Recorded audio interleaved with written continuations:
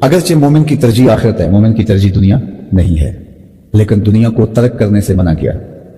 دوسرے لفظوں میں، سادہ لفظوں میں یہ آپ کہہ سکتے ہیں کہ دنیا کو ترک کرنے سے بھی روکا ہے اور دنیا میں غرق ہونے سے بھی روکا ہے، نہ ترک دنیا اور نہ غرق دنیا۔ تو ترک سے بھی منع کر دیا اور غرق سے بھی منع کر دیا۔ میں اس کے لیے آپ کے سامنے حضور علیہ السلام کا ایک فرمان رکھنا چاہتا ہوں کہ آقا کریم علیہ السلام ایک دن ایک صحابی کو دیکھا، وہ سخت کمزور تھے، بلکہ حدیث پاک میں اس کی کمزوری کو بیان کرنے کے لیے جو لفظ استعمال کیا گیا وہ یہ ہے کہ چوزے کی طرح کمزور تھے، مطلب بہت کمزور تھے۔ تو جب اس کو حضور علیہ السلام نے دیکھا تو فرمایا کہ تو نے یہ کیا حالت بنا رکھی ہے، تو نے اللہ سے کوئی دعا تو نہیں مانگی تھی؟ تو اس نے کہا جی میں نے اللہ سے ایک دعا مانگی تھی اور شاید وہ پوری ہوگی۔ کیا دعا مانگی تھی؟ اس نے کہا میں نے یہ دعا مانگی تھی کہ اللہ آخرت کے حصے کے دکھ بھی دنیا میں بھیج دے اور میری آخرت صاف ہو جائے۔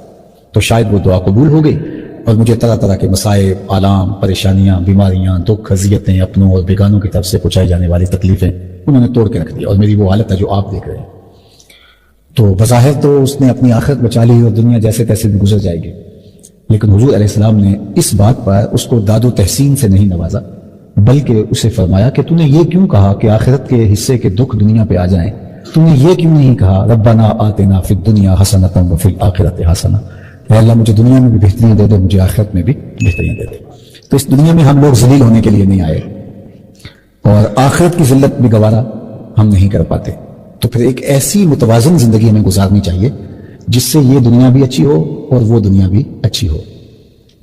اور ہم نے دین اور دنیا کے اندر جو فرق کر رکھا ہے خود ساختہ، وہ ہمارا متعین کرتا ہے، ورنہ میرے اور آپ کے آقا و مولا نے کیا ارشاد فرمایا، ما وضع فی امرأ فہی صدقہ، جو تم کمائی کر کے لا کے بیوی کے منہ میں ڈالتے ہو وہ بھی صدقہ لکھا جاتا ہے۔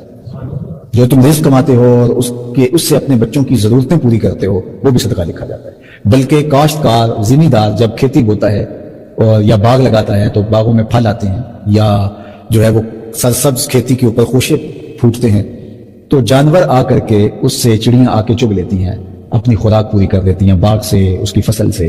تو وہ جو چڑیاں چگ گئیں، تھوڑا تھوڑا اپنا حصہ کسان کے کھاتے میں صدقہ لکھ دیا جاتا ہے۔ تو ہمارا دین ہمیں دنیا سے نہیں، دنیا کیا ہے تو میں سمجھتا ہوں کہ رومی علیہ الرحمہ نے 2 لفظوں میں بیان کر دیا، چیز دنیا۔ پہلے ایک سوال کھڑا کیا، چیز دنیا، دنیا کیا ہے؟ از خدا غافل بدن، خدا سے غافل ہونے کا نام ہے۔ اگر میں یہاں بیٹھا ہوں، اس سے بہتر نوکری کیا ہو سکتی ہے جو اللہ نے مجھے دی؟ اللہ اکبر، ممبر رسول پہ بیٹھا ہوں، لیکن اگر میری اس ساری گفتگو کا مقصد کوئی دنیاوی منفعت ہو تو پھر یہ دین نہیں ہے، یہ دنیا ہے۔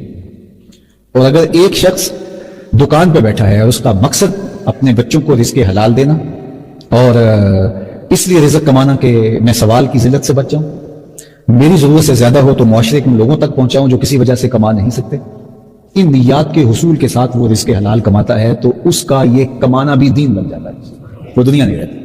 التاجر الصدوق الامین مع النبیین یوم القیامہ، سچا تاجر قیامت کے دن پیغمبروں کے ساتھ اٹھایا۔ کتنی بڑی بات ہے۔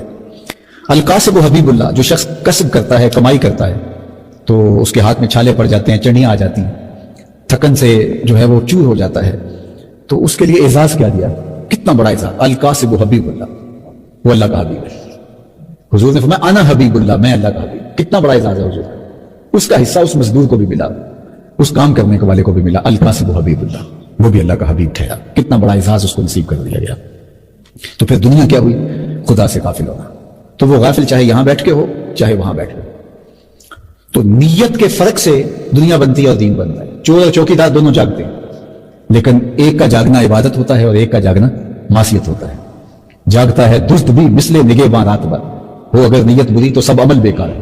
تو نیت سے دنیا بنتی ہے، نیت سے دین بنتا ہے، اور یہ دین کا ثلث ہے، انما الاعمال بالنیات۔ علماء نے کہا دین کا تیسرا حصہ صرف یہ حدیث ہے کہ اعمال کا دار و مدار نیات پہ ہے۔ تو نیت اگر درست کر لی گئی تو پھر، بلکہ مجتہد تو اجتہاد میں غلطی بھی کر لے تو نیت کی صحت کی وجہ سے اس کو اس کا بھی ثواب ملے گا۔ بدر میں جو لوگ شریک نہیں ہوئے لیکن نیت کر کے گھر سے چل پڑے تھے، حضور نے واپس موڑ دیے تھے، لیکن مال غنیمت میں ان کو بھی حصہ ملا۔ 313 کی تعداد پوری تب ہوتی ہے جب